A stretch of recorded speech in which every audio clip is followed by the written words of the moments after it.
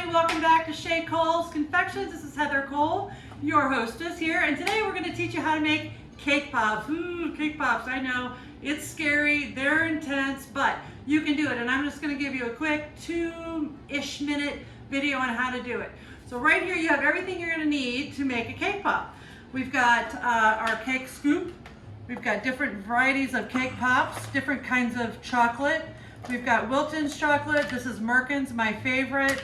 I've got some chocolate in a bag for a drizzle later. We've got some nonpareils and some little flowers. Of course, got some melted chocolate, buttercream, cake, bowl, platter. This is what you're gonna need. Okay, so first thing you wanna do is take your cake and dump it into your bowl. And we're gonna crumb this and crumb this and crumb this and crumb this until you come up with this. Now, there's two ways you can make your cake ball mixture. If you have a really moist cake, you don't need to add any buttercream, especially if you don't like a really sweet piece of cake. You just need it to hold together.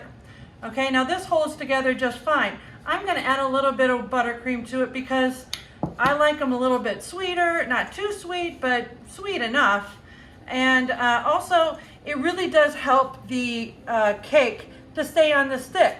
Now, if you add too much buttercream to your cake mixture, your cake is gonna fall off the stick. So you don't wanna have too much buttercream in your cake. So one cake yields, let's say, maybe 1/3 to 1/2 cup of buttercream, okay? My buttercream is butter, powdered sugar, vanilla, and a little bit of milk. That's it. So here, now we've got a nice sticky, but not too sticky. There's still a crumb to it, but it holds together. Okay, the best way to get uniform cake pops is to use a scooper. Okay, so now you've got consistently, you're gonna have the same amount of cake in your cake pop. Okay, so now we have our cake balls, and you're gonna roll them with your hands. Kind of squish it together, like almost flatten it, because you don't want to have any cracks in them whatsoever. Roll, roll, roll, roll, roll, roll your balls, roll your balls, roll your balls. Okay, so now you get your cake pops. These are going to go into the fridge for an hour or the freezer for 15-20 minutes, something like that. Okay, you want to get them nice and cold, not frozen, but nice and cold.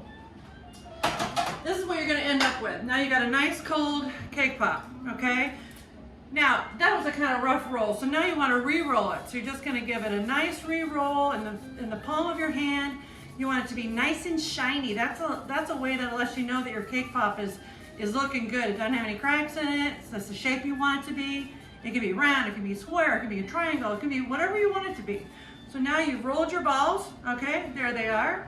And now what we're going to do is we're going to dip our stick. Well, we got to have the right kind of chocolate. So now you take your chocolate, you've already melted it, 15-second intervals. I cannot be more clear about, don't overheat your chocolate. If you overheat your chocolate, you're gonna get cracks in your cake pops. Nobody wants a crack in their cake pop. So it should be nice and runny like this. You don't want it hot, just warm. And if it's too thick, just add a little bit of Crisco. I mean the tiniest amount. I mean, maybe a teaspoon to a tablespoon per, let's say half a bag or whatever you're using. I already have some in there, which is why it's nice and runny, but I just added a tish more. This is just gonna thin out your chocolate. If your chocolate is too thick, it's gonna pull the cake right off the stick.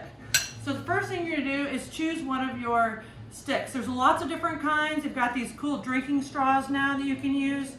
We've got the 4, 6, and 8 inch sticks. I like to use this between a 6 and an 8.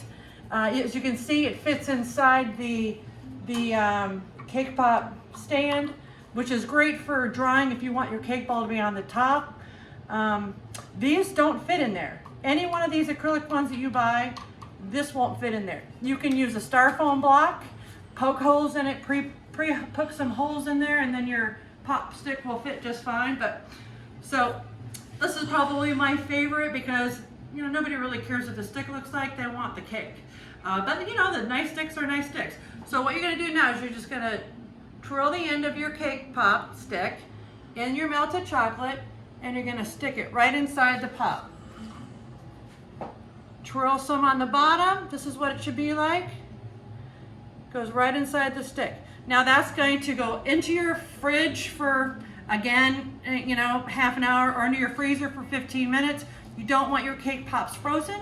You just want them cold, and you don't want them too cold because when you start to dip them, they'll crack. If they're too warm, they'll crack. Hopefully these are not too warm because they've been out for a little bit. Now you can dunk them into a glass. You could use a candy melt machine. I like to melt mine in the chocolate in the microwave, and then just dip them like this.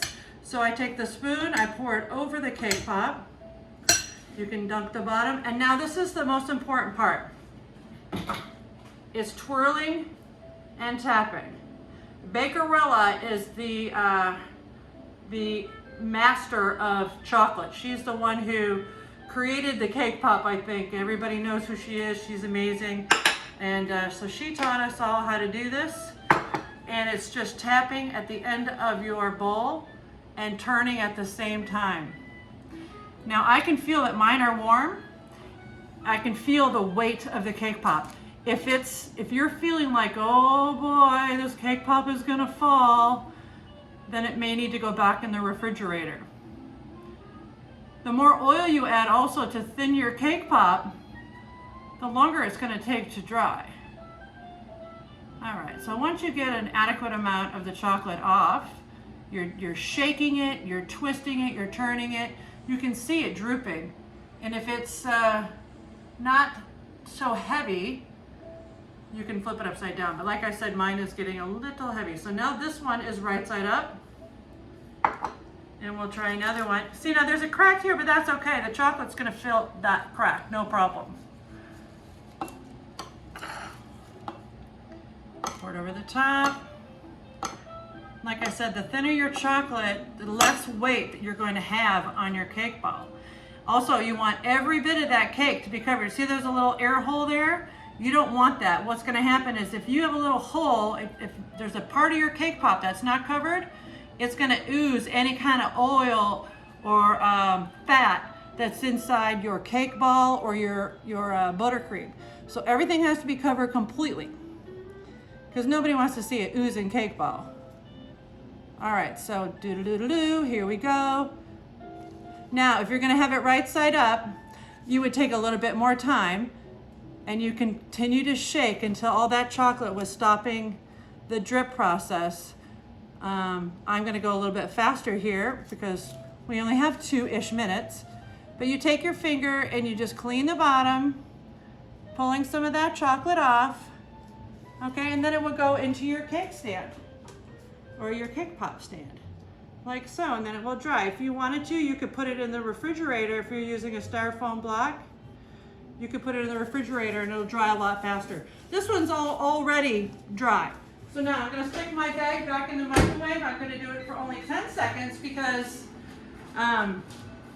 it's just a little bit of chocolate. It's in a squeeze bag, so that's no big deal. We just want to get it warm and thin and runny. There we go. I'm going to do 5 more seconds. So you want the chocolate to be warm and runny and have a nice smooth consistency. Now we're going to decorate our cake pops. So let's see here. What I'm doing is I'm squeezing the tip of it so that the chocolate, always the chocolate at the tip of the bag seems to get hard. It never wants to come out. Okay, so now you got your cake pop and we're going to turn the cake pop and that's going to give you even lines. And now we've got our decorations here. We've got some white sprinkles. Try to do it over the bowl. Add a little bit of color. We'll do some pink. OMG, that's so beautiful. Then if you wanted to decorate it with a little flower or something, just put a little dot there of chocolate. And you put your flowers right on top. And there you go. And there you go. There is your beautiful cake pop. Have have some fun with your kids. Play around, have a party. All your friends will be so impressed. And really, it's not as much work as it seems like. You can do it. I've got all the confidence in the world. Come back and see me again. Don't forget to subscribe and like me. I like you. Like me back, okay? All right. Have a sweet day. Mwah!